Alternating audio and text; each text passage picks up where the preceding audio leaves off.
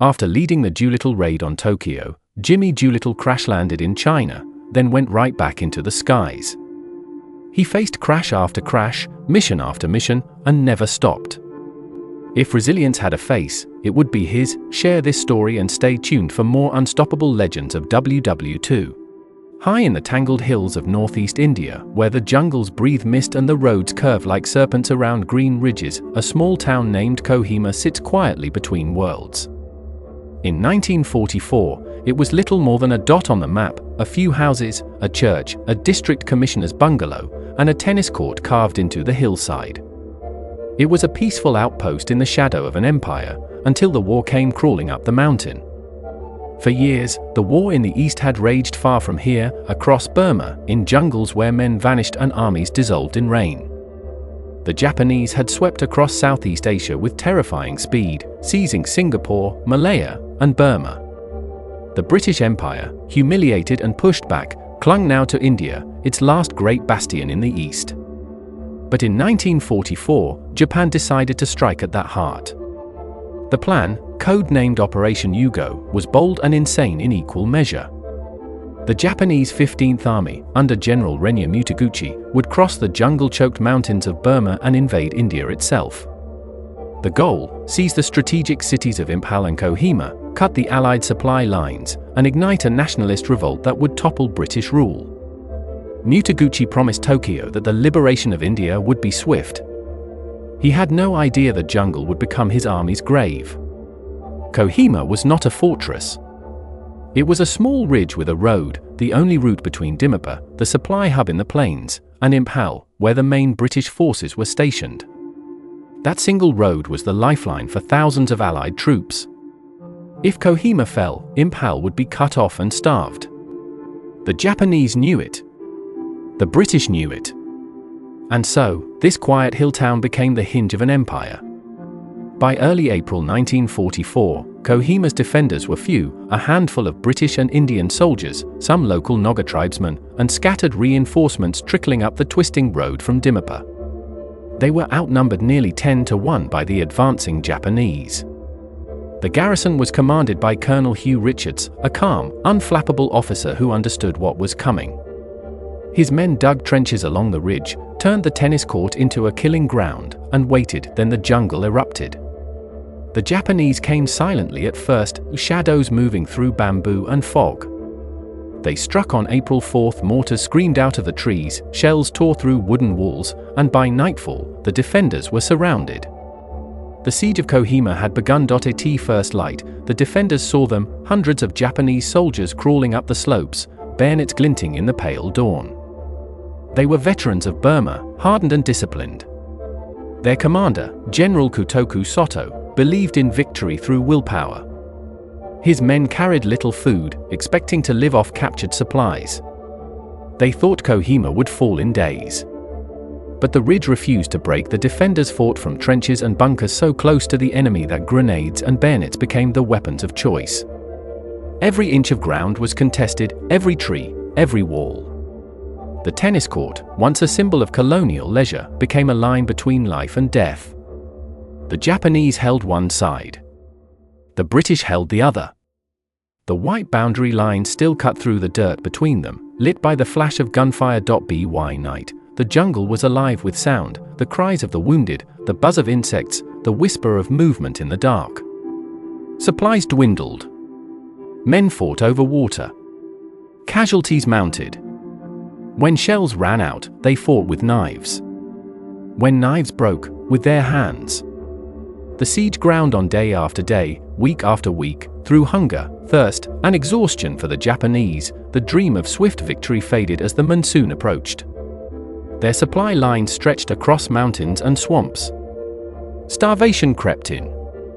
Yet still, they pressed the attack, believing that sheer will could conquer nature, terrain, and flesh. The British, cut off and low on ammunition, called for air drops. Dakotas and hurricanes roared overhead, braving Japanese fire to drop supplies into the encircled ridge. Some landed in enemy lines, others in the mud. Men scrambled under fire to retrieve them, dragging tins of food and crates of bullets back to their trenches. Every ration saved was another hour of survival. By mid-April, Kohima had become hell. The air stank of decay and cordite. The dead lay where they fell, too dangerous to bury. Both sides dug in so close that they could hear each other breathe through the walls of the trenches. At night, voices drifted between lines, in English, in Japanese, in whispers. One British soldier wrote in his diary, "The enemy is 10 yards away. We can smell them." And through it all, the tennis court stood, scarred, cratered, soaked in rain and blood. Its net post splintered by bullets. The white chalk lines now trenches. The small patch of earth became one of the most fought over spaces in the entire war. The Japanese charged it again and again. The British refused to yield. By the third week, Kohima was a name whispered in command tents hundreds of miles away, a desperate fight for survival on a ridge no one had heard of. The British 14th Army, under General William Slim, knew the stakes. If Kohima fell, the road to Imphal would collapse, and India might follow. Slim ordered reinforcements to break through from Dimapur. But the road was narrow, the jungle thick, and the Japanese everywhere. Every mile had to be fought for. In those weeks, Kohima became a microcosm of the entire war in the East, brutal, personal, fought not over grand ideals but over inches of ground and the will to stand one more day. It was not the war of parades or medals. It was the war of mud, rain, hunger, and endurance. The defenders' wireless operators sent their final message before their batteries died, still holding. Situation critical. Then silence. The siege deepens. By the second week of April 1944, Kohima has become a wound carved into the side of a mountain. Every morning begins with the thud of mortars, every night with the rattle of machine gun fire echoing through mist and rain. The ridge is so small that shells overshoot one trench and fall into another. There is nowhere safe. The wounded lie side by side with the living. There are no rear lines, no hospitals, only shallow pits and the will to endure. Colonel Richards keeps his men alive through routine, ration counts, watch rotations, whispered orders. He knows that discipline, not bravado, will save them. He walks the trenches with a calmness that hides exhaustion, encouraging men who haven't slept in days. "Hold until relief comes," he says. But the men have stopped believing in relief. They fight because they have no other choice. The Japanese tighten the noose. From the surrounding hills, they pour fire down on the British positions, cutting off every approach. Snipers pick off anyone who moves above the parapet. The ridge is so narrow that the defenders can only dig shallow trenches a few feet deep before hitting rock. Men crouch in the mud, counting grenades, measuring each bullet like gold. And yet, amid the horror, a strange rhythm takes hold, an unspoken duel between two armies separated by yards of earth. The British know the Japanese are starving, the Japanese know the British are exhausted. They listen to each other's voices through the night, the coughs, the murmurs, the rattle of tin cups. The lines blur. Once, during a lull, a British soldier tosses a cigarette across the tennis court. Minutes later, one lands back. No words. Just a brief exchange of humanity before the killing resumes. By mid-April, reinforcements from the British 2nd Division begin their push up the Dimapur Road, the only artery into Kohima. The terrain is a nightmare, steep, slick, and mined. Japanese ambushes lie in wait behind every curve. For every yard gained, another man falls. But they push on, knowing what's at stake. Imphal is still under siege to the south. If Kohima collapses, the two fronts will merge, and the Japanese will hold the high ground. The Allies cannot let that happen. In the trenches, food runs out. Water is scarce.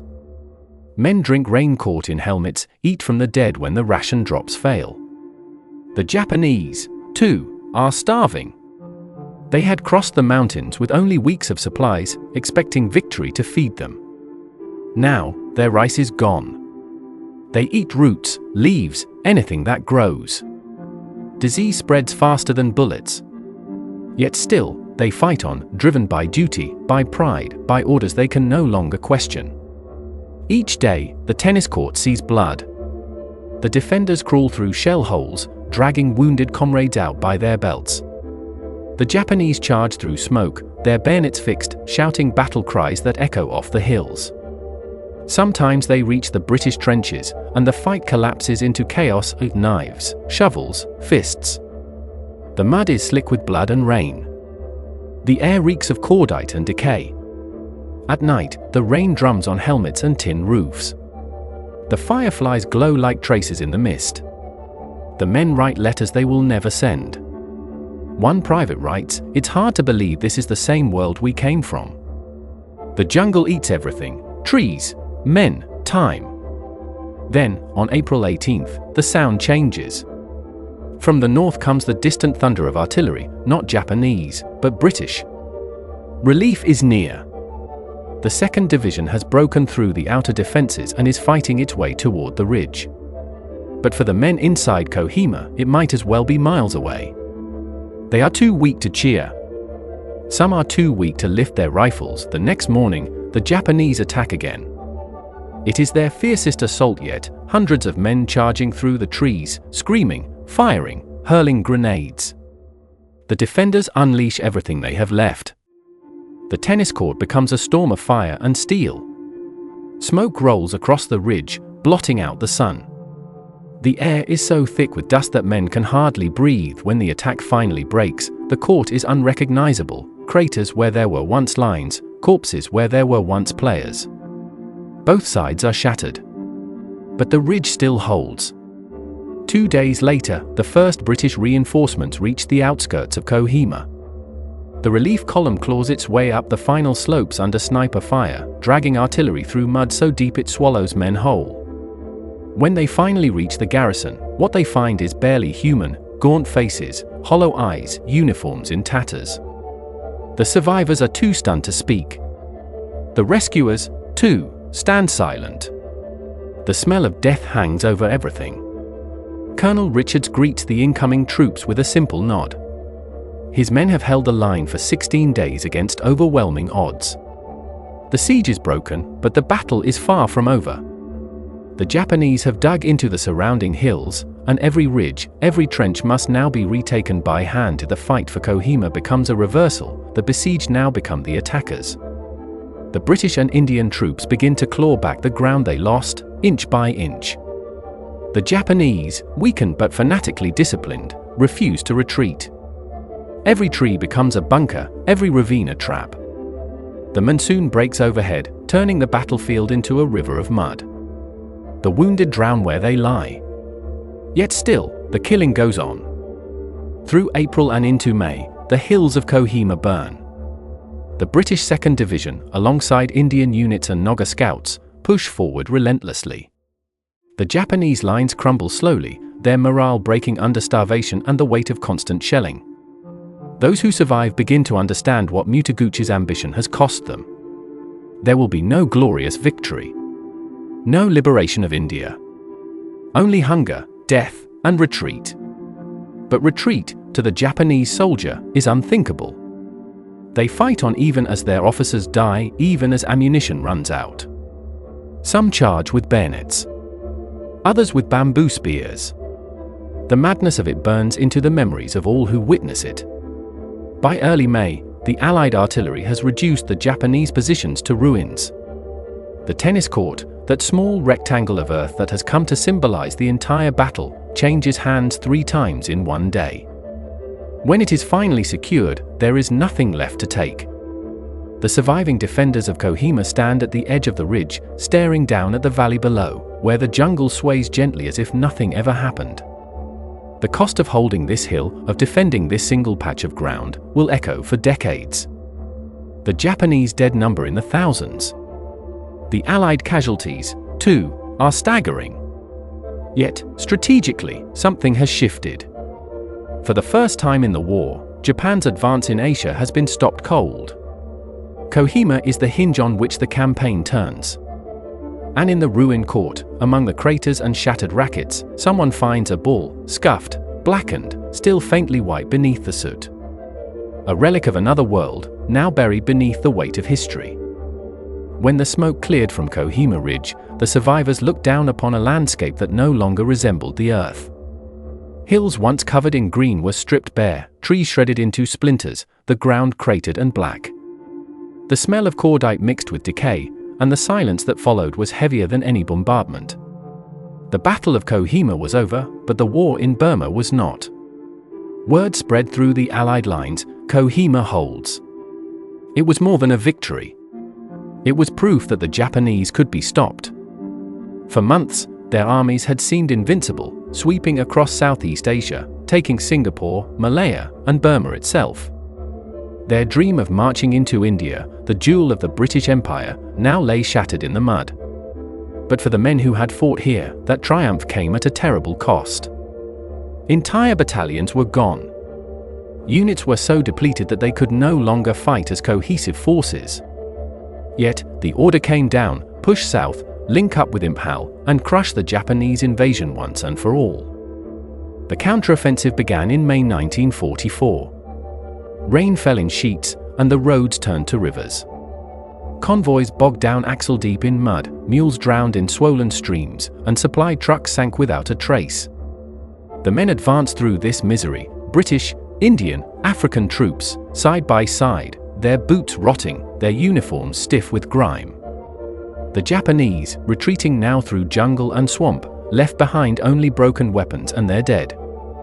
For the Japanese 31st Division, which had besieged Kohima, the retreat was a death march.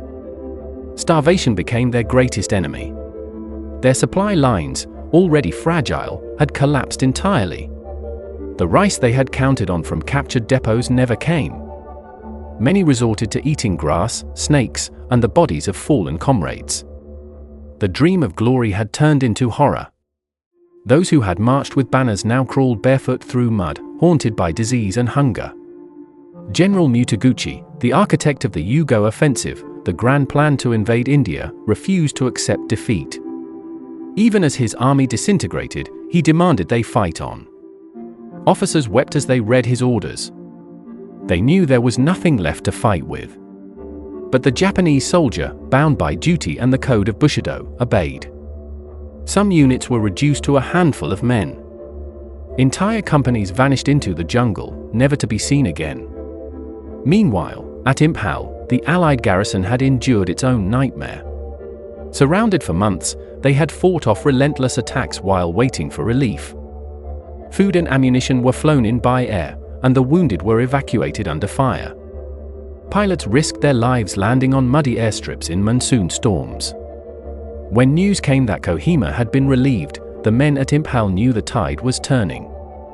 By late May, the road between Kohima and Imphal, once cut off by Japanese forces, was open again.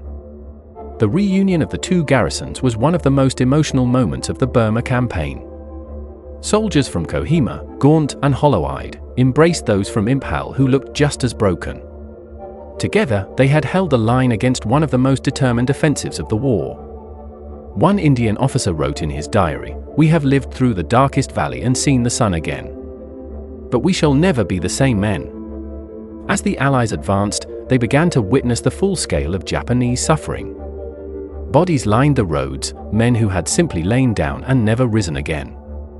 Abandoned weapons, rusted helmets, diaries written in trembling script. Some pages described starvation in agonizing detail. Others were prayers. The jungle became a graveyard stretching for miles.